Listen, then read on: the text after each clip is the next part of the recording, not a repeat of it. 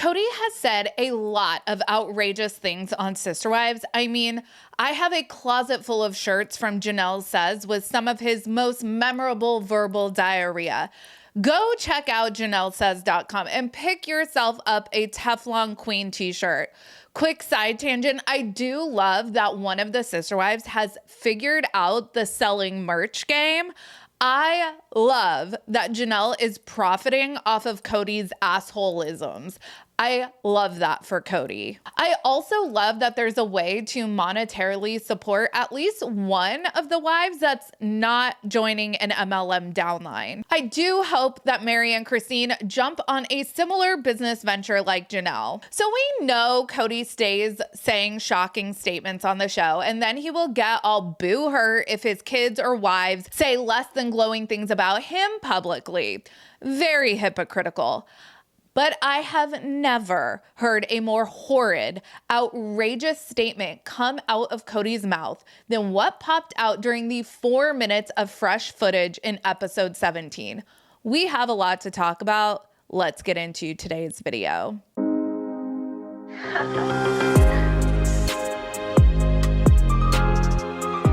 Hey everyone, what's up? It's Sarah and welcome back to my channel. If you've been watching my videos for a while, you will know I've been pretty candid about my mental health struggles over the years. I'm 37 now and I'm very proud to say I've benefited from various therapy resources since I was 19. I've done both in-person and online therapy. Suffering from mental health conditions can make us feel isolated and alone, and sometimes even getting out of bed seems like a monumental task. It really warms my heart that nowadays there are more and more ways for people to get the help they need. I am very excited to be sponsored today by BetterHelp. BetterHelp is a completely online therapy platform. The new year is a blank space for you to write a new story. BetterHelp makes it easier to get started. BetterHelp has a network of over 30,000 licensed professionals with a wide variety of backgrounds and specialties. Therapy is not a one-size-fits-all solution, and take it from me, I know firsthand, sometimes you have to try different therapists until you find the right fit. BetterHelp lets you easily switch therapists anytime at no extra cost until you find the right chemistry. Start fresh any day of the year with BetterHelp. Click the link in the description or go to betterhelp.com/realitysquad and you can get 10% off your first month of therapy. In episode 17, Kody was in particularly rare form as we saw him manically trying to chop down a tree. And we learned from Robyn he is actually a DIY lumberjacking nightmare as he has caused a tree to fall on their house in the past. Much of episode 17 was a rewatch for those of us that have already seen Christine's wedding special. However, the 4 to 5 minutes of new footage did deliver with both good TV and shocking statements. I'm not even joking, you guys. I could watch Kody and Robyn attempt manual labor all day long. They need to send these two out undercover boss style to try their hands at different industries.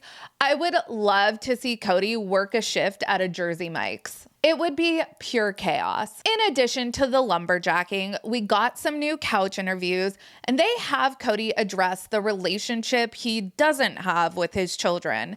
And let's just say his statements were jaw-dropping, even for Kody. I gotta admit this, I think I need a lot of attention. It's been different to be in a place where I don't get as much attention, but my children will always be my children, and the door will always be open to them. They have got to come through that door. I'm going to be holding a hand out for that, but I'm going to be holding this hand that's next to me, and I won't let go of that hand. I will not cut off Robyn to have a relationship with my children.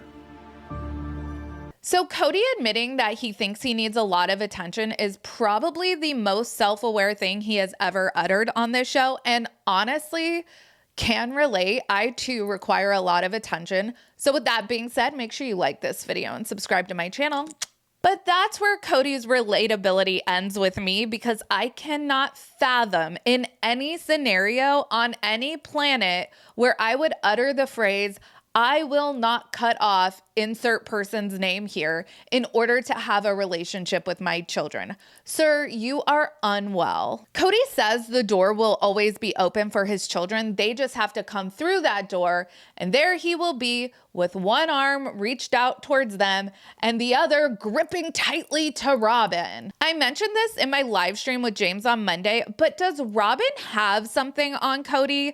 Is this like how Scientology gathers your deepest, darkest secrets so you can never turn on them? Why is Kody clinging to Robyn so hard, especially when this is not reciprocal loyalty? Do you think if Kody cut a leg off with that chainsaw that Robyn would be there to be his nurse? No. In sickness and in health is definitely not what Robyn signed up for. As soon as the going gets tough, Robyn will definitely get going. If Robyn hasn't already started making an exit plan, she will as soon as they get levied with a child support bill from Christine. First of all, as the parent, unless your kid is a complete asshole, like think Ryan Edwards from Teen Mom, unless your kid is Ryan Edwards, and I'm sorry, Ryan, I hope you're sober. As the parent, you cross the threshold of that door. You bust that door down. You climb any mountain. You do anything in order to make things right with your children. Kody's kids have done nothing wrong. Nobody stole his refrigerator to pawn it for drugs. That's a Love After Lockup reference.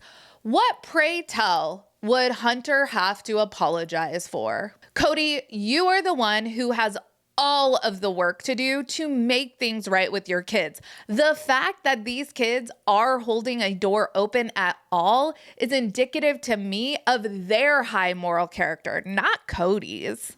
I will not cut off Robyn to have a relationship with my children. Wow, dude.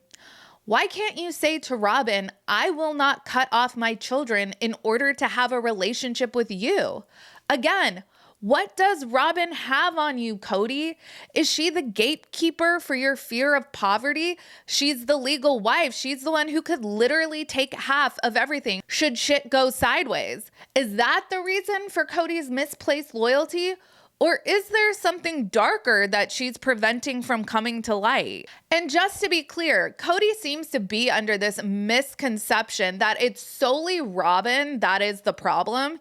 He thinks that if Robyn is out of the picture, his kids would be all good with him, and that's not true. These kids accepted Robyn as their evil stepmother a long time ago. It didn't make them want to spend a great deal of time with her, but they accepted that their dad thought Robyn was his one true love and she came with the package. The kids have a problem with Kody's behavior.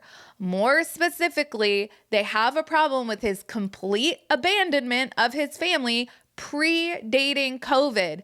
They're sick of the constant manic moves, and the Flagstaff move was just the straw that broke everything apart.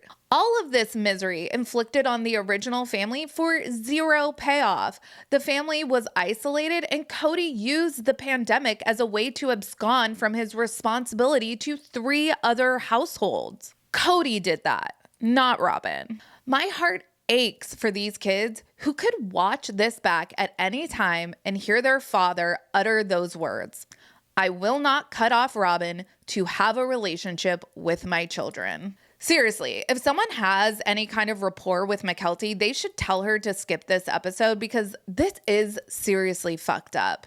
I mean, I think the kids know instinctively that's where Kody's at, but there's no need for them to be subjected to hearing that. To be completely honest, I wish production edited that statement out altogether. That's how messed up I think it is that Kody said that. In this instance, I would be cool with production saving Kody from himself, or at least sparing his kids' feelings.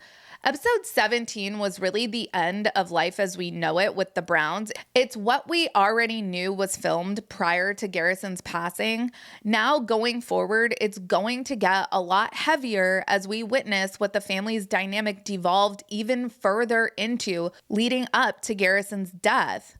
And left in this episode is Kody saying, I will not cut off Robyn to have a relationship with my children. Yeah, I really wish production took that out. Anyways, let me know your thoughts on this statement down in the comments. And to not end this video on a complete bummer, here is the clip of Cody's chaotic lumberjacking. Stand back a little more. Cody, Robyn. you're gonna swing that around?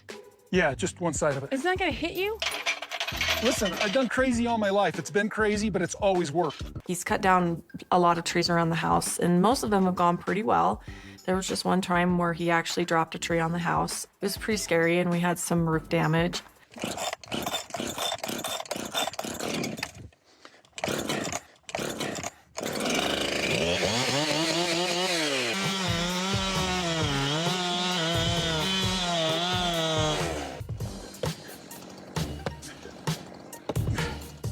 It's all physics, but I'm not a physicist. Cody! Cody! Cody! Oh my gosh. Oh my gosh. Oh my gosh. Oh my gosh. Move, Robyn, move. What the hell? Make sure you like this video and subscribe to my channel. Check out my second channel, Sarah Spills, and my podcast, Mostly Harmless. Links for both of those will be down in the description of this video as well. Follow me on Instagram, Threads, X, and TikTok at Reality Squad, and I will catch you guys in the next video. Take care. Have a good one. Much love.